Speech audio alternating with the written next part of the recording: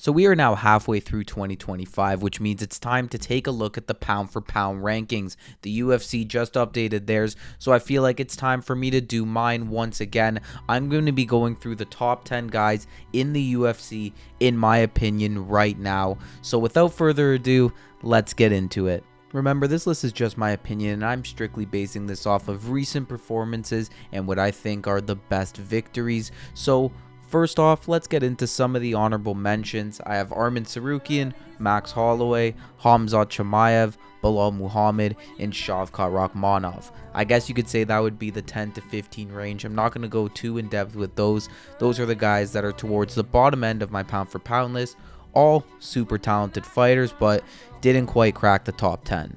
So now starting off at number 10, former light heavyweight champion Alex Pereira. And this is a guy that's fallen down the list a lot. I mean, at one point last year, you could argue he was pound for pound number 1. But, of course, losing to Magomed Ankalaev, that bumped him down a few spots. Some people have him lower, but honestly, I think losing to Magomed shouldn't bump him down too much. Yes, he didn't look the best, but at the end of the day, it was still a close fight, and it's not like he got finished. I think Pereira could bounce back in the rematch, which would obviously push him up this list, but for now, he has to be at number 10. Number 9, the new welterweight champion Jack Della Maddalena, a guy who some people were not picking to beat Belal Muhammad, myself included, and he surprised me, surprised a lot of people, and honestly kind of dominated Belal in that fight. So he definitely deserves to be in the top 10 in my opinion. He's the champion at 170 pounds, and now he looks to defend against Islam Makhachev, as Makhachev is coming up to 155. So that'll be a massive test for him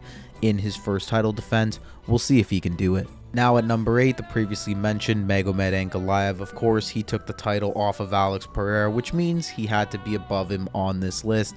I don't think Magomed has had the craziest of wins in his career though thus far, to be honest, which is why he's not higher on this list, because besides Pereira and I guess Alexandre Rakic, there aren't a ton of crazy names on his resume. So for those reasons, he's not as high up on the list, but he still deserves some flowers because he was able to dethrone Alex Pereira. Coming in at number 7, Alexander Volkanovski, and it's nice to see him back up in the mix, and it's nice to see him holding the featherweight belt again. And of course, last time out, he beat Diego Lopez, and yeah, before that, he has losses to Islam and Ilia, which is why he's not higher up on this list, but he bounced back from those KOs and defeated a very dangerous dude in Diego Lopez. And yes, Lopez put up a good fight, and it was somewhat competitive. Volk looked like his old self and got back to winning. So Volkanovski, he's coming in at number 7 for me, and another title defense might push him up even higher. Number 6, the new heavyweight champion of the world, Tom Aspinall. This dude, I mean, I feel bad for him because some of his prime has been ripped away from him. Shout out John Jones. But either way, now he is the heavyweight champion, undisputed heavyweight champion. And I mean, Tom Aspinall, we know what he's done in his career. He's knocked out 6 dudes in the top 10 in the very first round. The dude's a killer. He's a problem. His last 3 wins, of course, are against Blades, Pavlovich, Tybura, all by KO, so we know how good he is, and I'm excited to see what happens in the future with him. If he goes out there and defends his title against Ciryl Gane, I think he has a claim to climb up even higher on this list, and I think honestly, if all things go right for Tom, I could see him being a future pound for pound number 1. On to the top 5 now, and this is where it got extremely tricky for me, but I've come to decide to put Dricus du Plessis at the number 5 position. The UFC middleweight champion, DDP, a super slept on fighter, super underrated, has one of the best resumes in the game right now. I mean, Strickland twice, Whitaker, Adesanya, Brunson, Till, the list goes on and on. DDP is an absolute monster, and the only reason I haven't put him up higher on this list is because he just doesn't have the amount of title defenses or the sheer dominance that some of these other dudes have. But if he goes out there and beats Khamzat Chimaev in August in Chicago, he's definitely going up this list. He'll probably enter the top 3 because nobody's figured out Khamzat Chimaev yet, and if DDP does, he definitely deserves to be higher. Coming in at number 4, and this was really tough, but I decided to go with Alexandre Pantoja, the dominant flyweight champion. I mean, who hasn't Pantoja beat at 125 at this point? Honestly, just submitted Kai Kara-France. Before that, submitted Kai Asakura. Before that, he beat Steve Erceg by decision. He's got wins over Moreno, wins over Brandon Royval. Alexandre Pantoja is a dog, and I don't know what more he has to honestly do to move up on this list. I think, honestly, him being 125 pounds, unfortunately, it does dampen him a bit, and he doesn't get as much flowers as some of these other dudes. And I think it's unfair because the flyweights are extremely entertaining, and I think they deserve a lot more credit. Pantoja's a beast. You could have him higher up on this list. Honestly, I wouldn't complain about it. But for me, I got him at number 4. Now entering the top 3, at number 3, Merab Dvalishvili, the machine, the cardio king.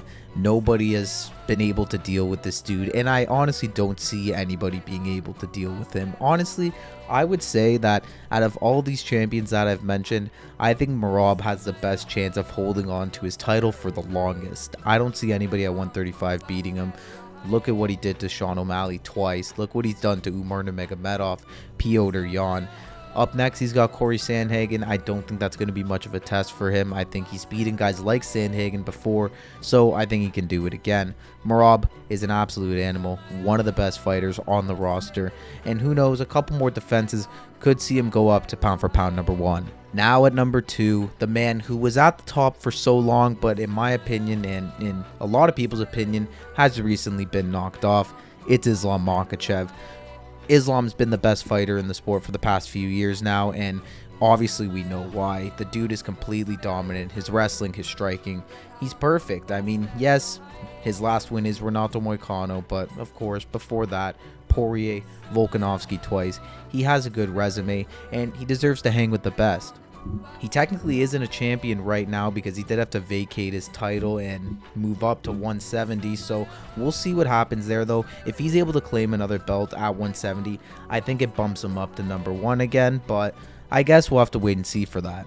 Which of course means at number 1 is Ilia Topuria, the man, the myth, the legend, honestly, who's been knocking out a bunch of legends. Volkanovski, Holloway, Charles, you know the run. You know what this guy's doing right now.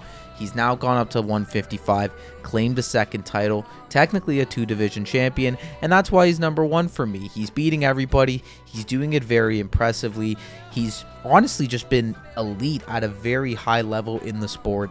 Ilia Topuria is the pound-for-pound best fighter in the UFC. Has the best boxing, has great grappling, and is overall an absolute beast. Ilia deserves to be at number 1, and unless Makhachev claims that 170 belt, I don't see anybody really having an argument to overtake him, especially if he keeps racking up the title defenses at 155. There you guys have it though. That is my official pound for pound rankings. Let me know if you guys agree with my list in the comment section down below. Also drop your list as well. Let's have a discussion. Thank you all for watching this video. Be sure to check out other videos just like this one, and I'll see you all in the next one.